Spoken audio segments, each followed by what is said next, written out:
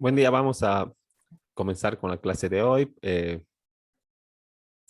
7 de agosto, ¿no? Pero primero vamos a esperar un par de minutitos a que se nos conecten algunos compañeros más, ¿no? A tal efecto, estaremos poniendo nuestro nombre en el chat grupal y en un par de minutitos más iniciamos la clase, nos vamos a estar abriendo además el material pertinente para hoy.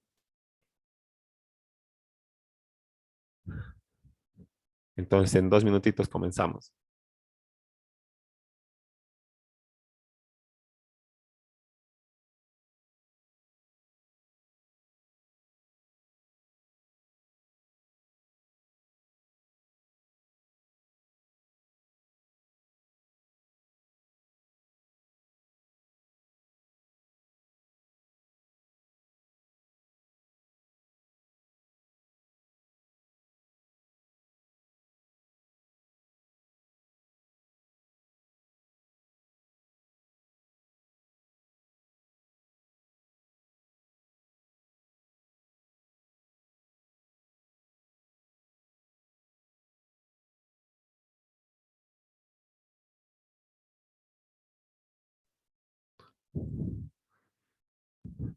Bueno, entonces, sí,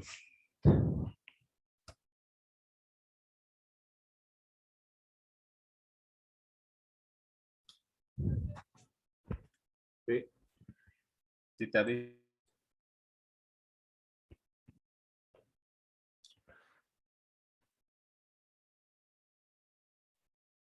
No se olviden poner su nombre en el chat grupal, por favor, para contabilizar la asistencia. Entonces, en un minutito más iniciamos, ¿no? Ya estamos con el material aquí y además vamos a dar los parámetros para nuestro examen diagnóstico que vamos a tomar o vamos a rendir en el segundo periodo de la clase de hoy, ¿no? Entonces,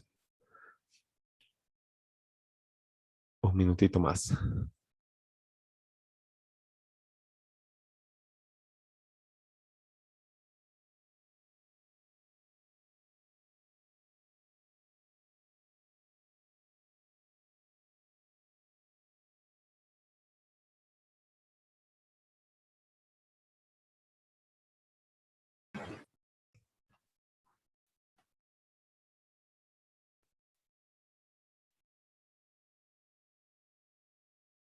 Bueno, como les iba diciendo y como ya les había adelantado la anterior clase, ¿no? Vamos a tomar en el segundo periodo nuestra prueba diagnóstica que está acá cargada en la plataforma.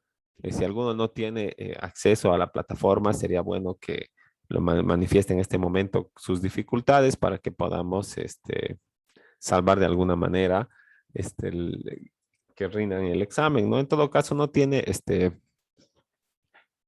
una nota en sí, ¿verdad? Que va a afectar al, al parcial o al semestre, ¿no? Pero sí es digamos, como un requisito formal para poder iniciar las clases. Y además está, bueno, rendirlo porque además se contabiliza la asistencia y en algún caso excepcional, ¿no? También es como una muestra de responsabilidad, ¿no? Entonces, está, como les digo, programado para rendirlo. Son solo 7 preguntas, ¿no? Tienen 45 minutos desde las 11 de la mañana. Entonces, estaríamos hablando del segundo periodo, ¿no? En su totalidad casi. Los últimos 5 minutos vamos a ver cómo les ha ido y en todo caso absorber algunas consultas hasta las 11:50 que es la clase, y ahí terminaríamos, ¿no? Como les digo, si alguno no tiene acceso a la plataforma todavía, a ninguno de los presentes, entonces, o alguno, ¿no? Sería bueno que manifiesten ahora para que podamos ver de compartir el examen o algo así, ¿no? Para que se pueda tomar registro, ¿no? En todo caso, es un documento que tenemos que enviar al final, junto con todos los trabajos y algunas evidencias en algo que se llama una carpeta pedagógica de la materia, ¿no? Y este examen es una parte esencial de esa carpeta, ¿no? Bueno, estando ya cargado el examen, para que tengan acceso a la hora determinada, ¿verdad? Acá está de 11 a 11:45, ¿no? Entonces solamente tienen que hacer clic en el mismo y empezar a resolver. Así, ¿verdad? Vamos a intentar. Ahí están las preguntas, ustedes las responden, luego lo envían, terminan el intento, el, envían todo y terminar, ¿no? Como yo no tengo ninguna respuesta, voy a, tener cero aquí. Y luego finalizo mi revisión. Bueno, yo estoy como administrador, ¿no? Ustedes no van a tener la opción de revisar. El, y luego eso, ¿no? Esas 7 preguntas son la prueba diagnóstica y es de lo que se trata. ¿No? Esas son partes generales de lo que habíamos estado hablando un poquito en la anterior clase y temas más que nada de conocimiento general acerca de impuestos, ¿no? Acerca de tributos. Ahora, bueno, sin más, empezaremos. Les voy a compartir también esto acá mientras llegan los compañeros. ¿Verdad? Se los voy a subir acá a la plataforma también el material para que ya lo tengamos, para que empecemos a hacer las cosas bien, ¿no? El, ahorita se les voy a poner el material que lo tengo acá.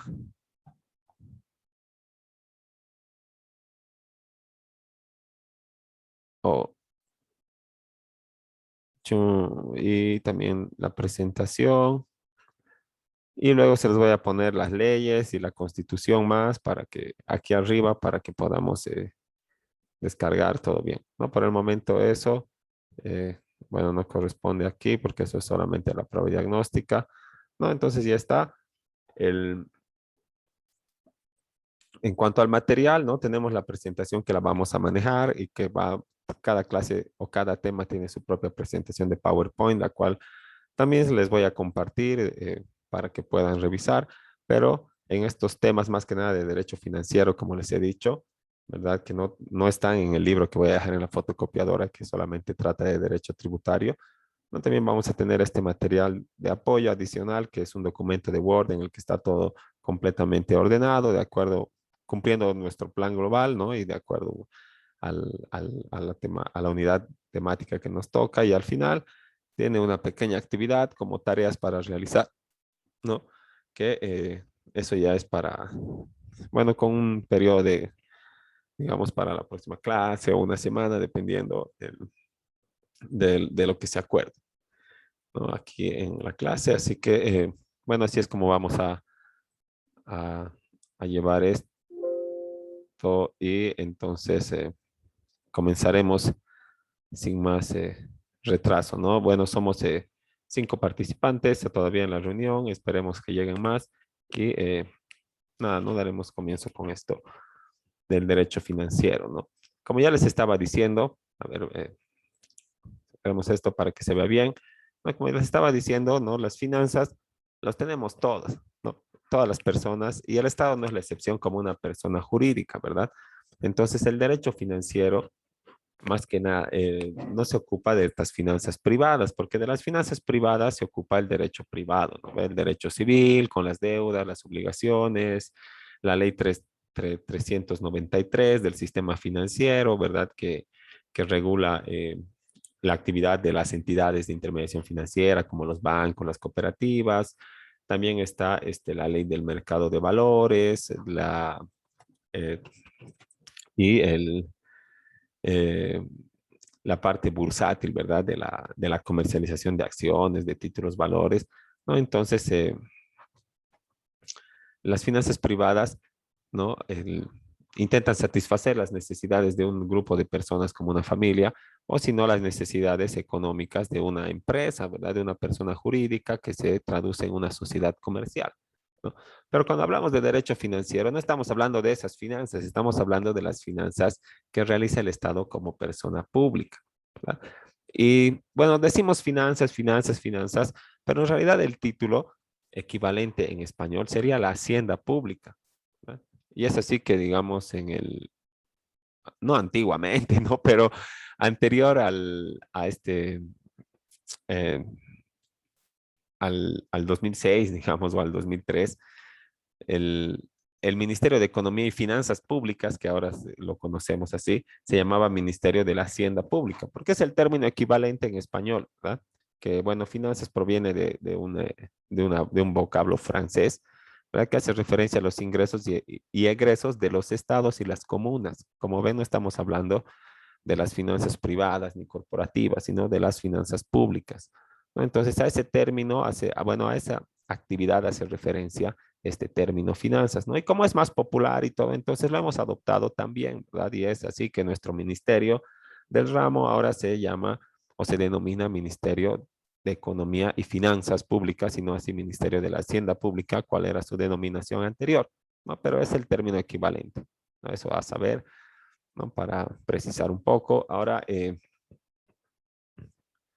el, también, como les decía al principio, existen finanzas a nivel corporativo y particular que hacen referencia al desenvolvimiento de la actividad financiera, ¿no? Que genera relaciones jurídicas de distinta índole, ¿no? Entonces, hablando de las finanzas privadas, podemos tener un contrato en el que ambos tenemos obligaciones y también beneficios, ¿verdad? Pero cuando estamos hablando de las finanzas públicas, estamos hablando de una relación que se genera entre el Estado y el ciudadano, ¿no? El ciudadano con el deber de contribuir y el Estado con el deber de atender las necesidades básicas de acuerdo a sus capacidades o a los recursos con los que cuenta. Entonces, para que atienda de mejor manera, pues tiene que tener más recursos. Entonces, tiene que generar más ingresos. Y estos ingresos, lamentablemente, en su mayoría son impuestos, ¿verdad? Entonces, si quieres que el Estado atienda mejor, en resumen, paga más impuestos, pues, ¿no? Pero en nuestra realidad, el Estado ni siquiera atiende las necesidades, o sea, no cumple con sus funciones, ni se acerca al nivel de los recursos que maneja, ¿verdad? Porque se está desviando ingresos en coimas, se está desviando en sobreprecios, se está desviando en algunos ítems o efectos que no tienen nada que ver, de verdad, con el cumplimiento de las obligaciones del Estado o con la atención de las necesidades básicas de la población, ¿no? Entonces ahí se genera esa relación, digamos, entre el Estado y el contribuyente. Después se genera otra relación, dice de distinta índole, ¿verdad?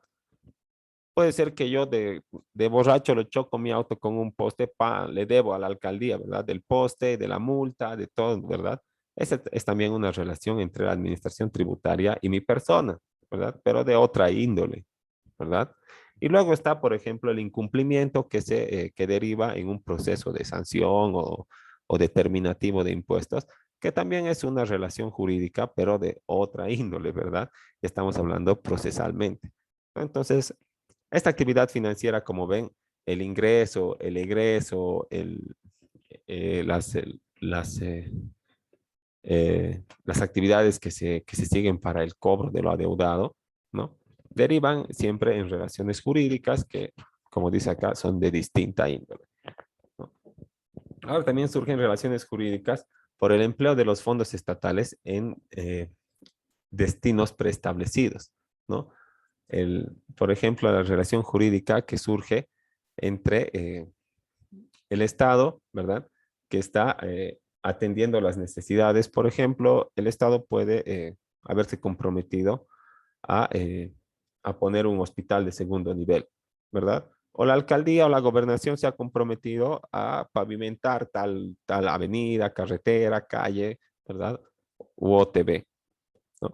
Entonces, eso también hace surgir una relación jurídica, ¿verdad? Entre el que tiene que cumplir el deber, que es el Estado o la administración, y el beneficiario, que en este caso es el ciudadano, que ya no está en la posición de contribuyente, porque ya ha contribuido, ¿verdad? De ahí se están sacando los fondos, ahora está como beneficiario y en mérito a esto tiene, digamos, algunas otras atribuciones como el control social. Entonces, existe también una relación jurídica ahí por el empleo de los fondos en destinos preestablecidos, ¿no? Y obviamente que también existen relaciones jurídicas eh, entre el ministerio y todo aquel personal ejecutivo que está encargado de la política financiera y los funcionarios que efectivamente van a gastar los fondos, ¿verdad? Si no, uno no cumple con el plan del primero, si el segundo no cumple con el plan del primero, pues o gasta sin alguna autorización legal, pues tendrá responsabilidad, ¿verdad? Eso también se trata, o esa responsabilidad deriva de una relación jurídica. Entonces podemos concluir que el derecho financiero, como toda rama del derecho que nosotros estudiamos, es un conjunto de normas, ¿verdad? Cuando te dicen que es el derecho penal, es un conjunto de normas. El derecho familiar es un conjunto de normas. El laboral es un conjunto de normas. El tributario es un conjunto de normas. El civil, ¿verdad? Y está bien porque así no, es nuestro sistema jurídico que se basa en leyes y en reglas, ¿verdad? Que derivamos del derecho romano.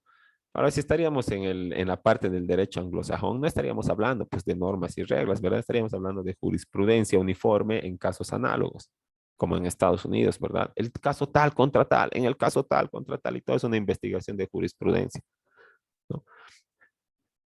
Ahora, si estaríamos hablando desde la perspectiva de los derechos fundamentales, cuando digo es mi derecho, no estoy diciendo pues es mi conjunto de normas y reglas, ¿verdad? Estoy diciendo es mi atribución que la tengo por el simple hecho de existir como persona humana, ¿verdad?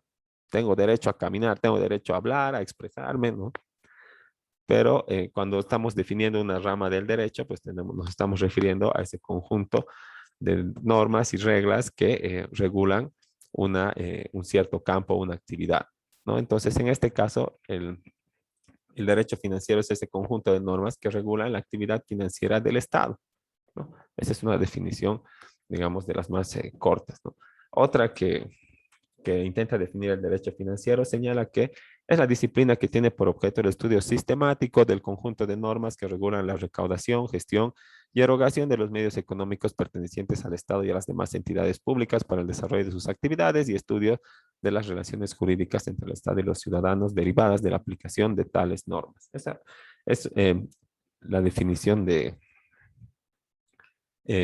Mario Pugliese, ¿no? Y es mucho más completa que la anterior y ahí vemos ya algunos puntos más característicos, ¿verdad?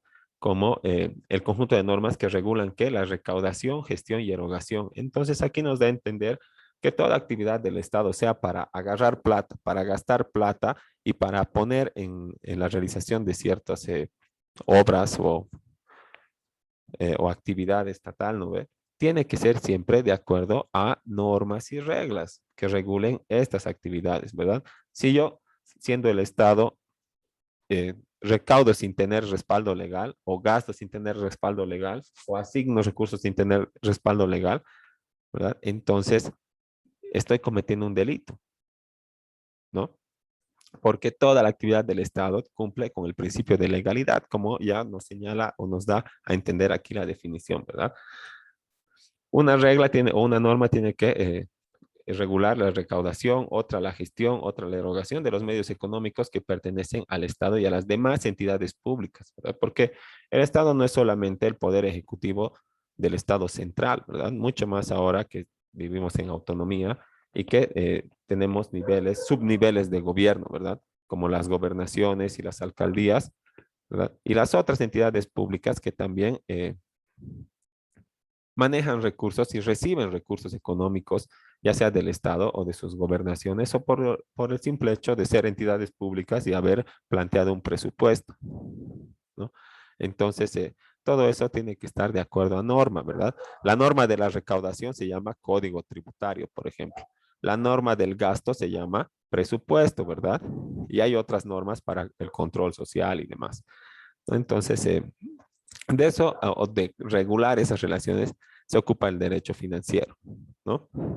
Y de esta relación y de, bueno, de estas actividades obviamente surgen relaciones jurídicas entre el Estado y los ciudadanos, como por ejemplo la que habíamos citado entre sujeto activo y sujeto pasivo o contribuyente, ¿verdad? O tal vez la de demandante y demandado cuando el Estado está persiguiendo en un proceso alguna deuda que se tiene a su favor. O tal vez le está siguiendo proceso a algún funcionario público por no haber gastado de acuerdo a norma, ¿verdad? Por no haber cumplido con el principio de legalidad, ¿no? Entonces, de eso se ocupa el derecho financiero, ¿no? Y por último tenemos una definición mucho más corta que señala que es una rama del derecho público, ¿verdad? Que acá no la dice, y de la ciencia de las finanzas que tiene por objeto el estudio de los aspectos jurídicos de la actividad financiera del Estado, ¿no? Entonces, ¿qué quiere decir aspectos jurídicos de la actividad financiera? ¿No? Las normas que regulan el ingreso, egreso, gasto público, atención de necesidades básicas. ¿No? Lo mismo que en la otra, pero un poco más resumido. Ahora que ya sabemos más o menos qué son las finanzas, ¿verdad? Y de qué se ocupa nuestra materia del derecho financiero, ¿no?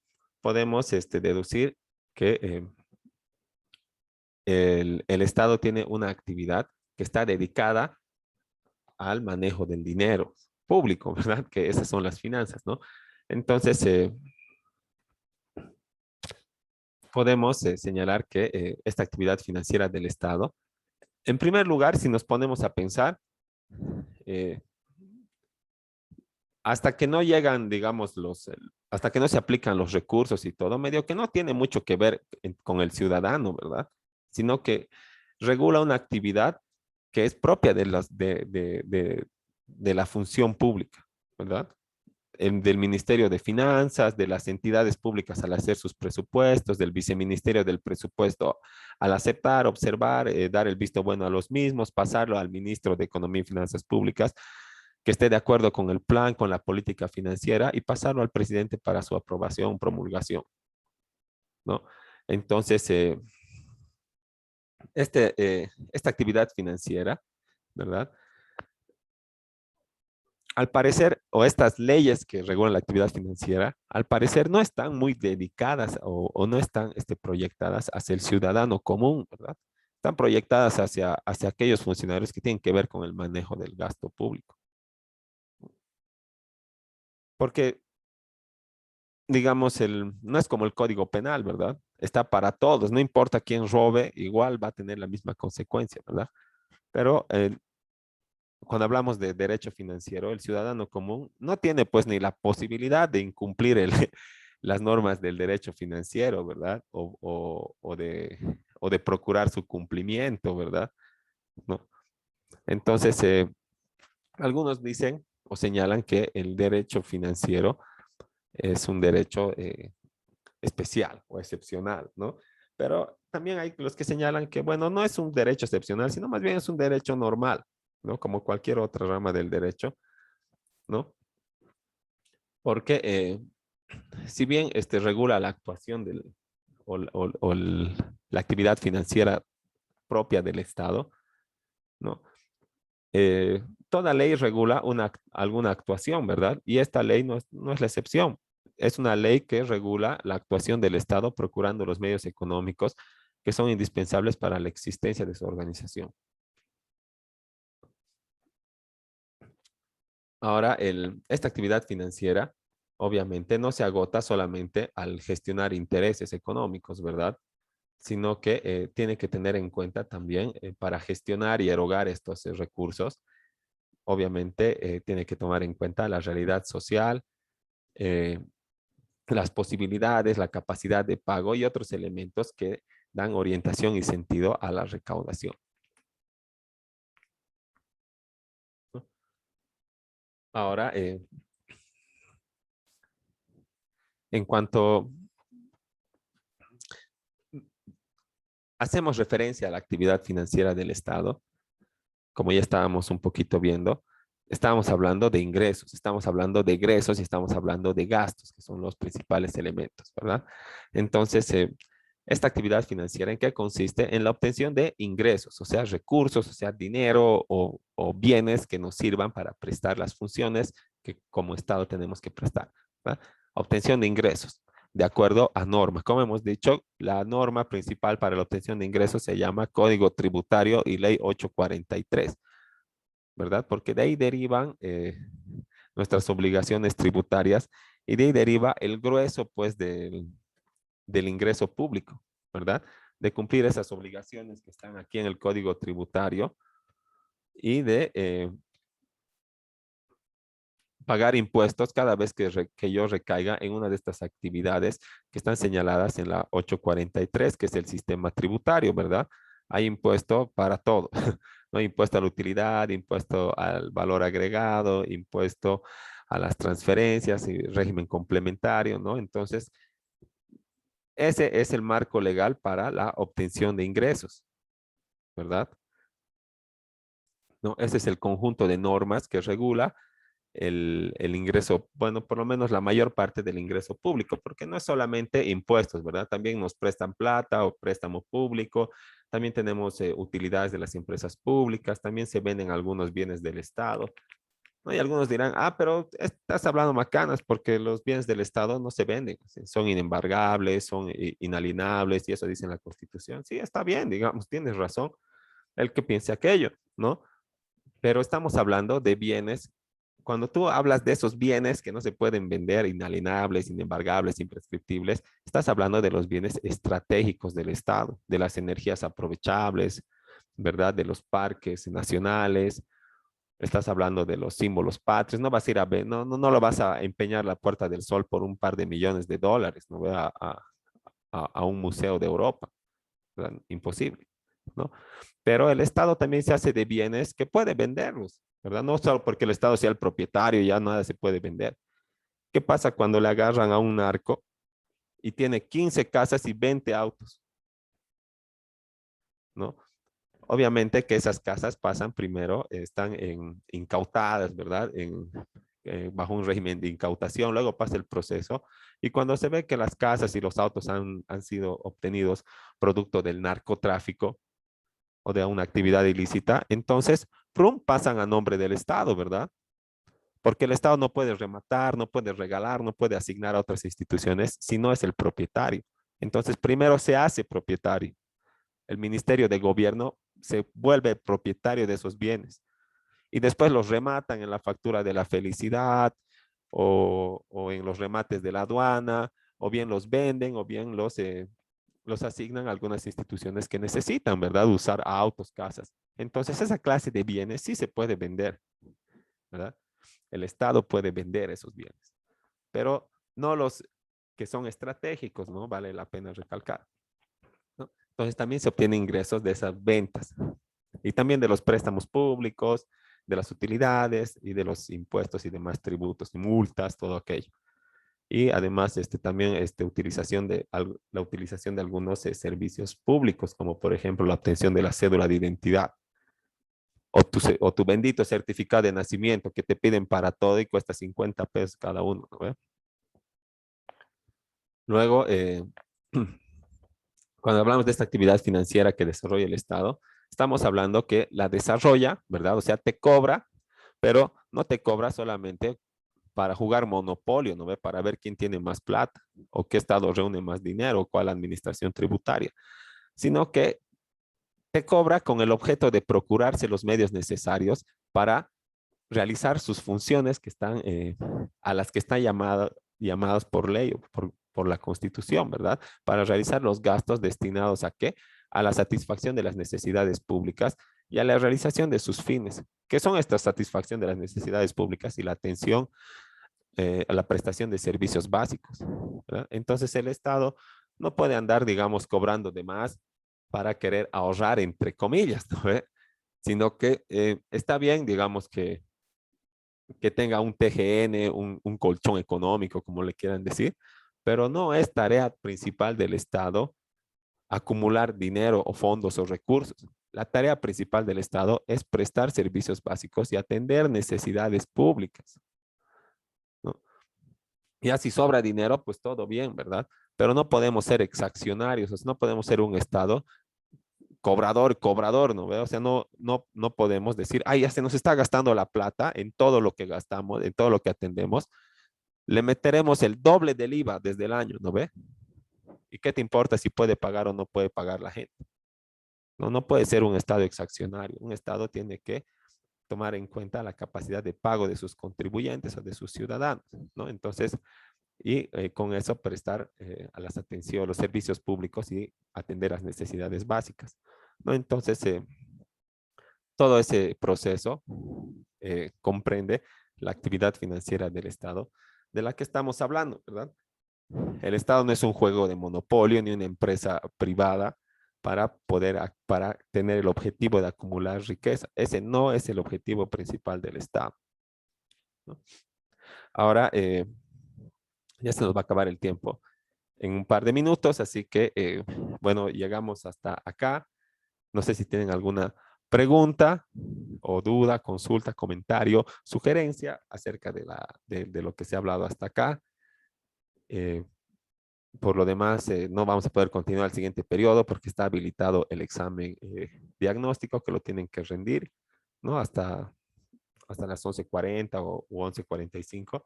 Luego lo vemos un poquito y ahí terminaría la clase, ¿no? Y la subsiguiente clase, o bueno, la siguiente clase que sería el miércoles, estaremos terminando con esto del derecho financiero y haciendo programando la tarea que está ya aquí en el final del documento de Word, que también se los he subido ahí a la plataforma, ¿no? Pero todavía no tenemos fecha para la tarea ni está subida porque no hemos terminado de avanzar la presentación.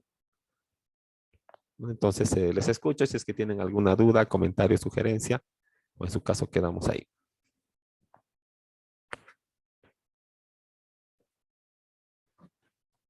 Bueno, si no hay dudas ni comentarios, ¿no? Entonces quedamos ahí. El examen, les reitero, está aquí programado ya para que lo empiecen desde las 11 en punto, ¿verdad? Les voy a compartir un enlace y voy a estar conectado también para absolver dudas y todo lo demás ahí para el segundo periodo. Y terminando el tiempo del examen, vemos si les ha representado alguna dificultad o algo así y ahí termina la clase. ¿Okay?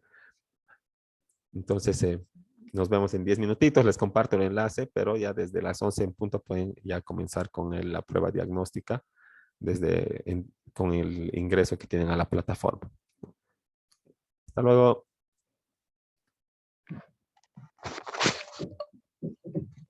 Hasta luego, doctor. Está bien, entonces, 11 en punto entrego. Ok, hasta luego.